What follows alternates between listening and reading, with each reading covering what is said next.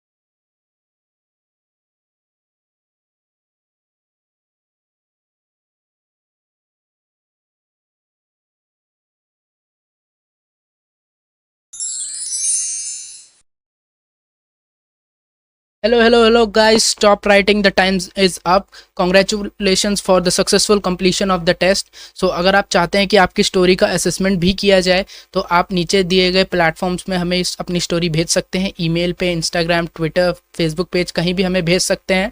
सो अगर कोई एक स्टोरी जो कि हमें लगेगा कि हमें समझानी चाहिए, उसको हम next week on camera on screen हम उसे समझाएंगे. सो अगर आपको वीडियो पसंद आया हो तो subscribe and don't forget to turn on the notification icon. Thank you and God bless you all.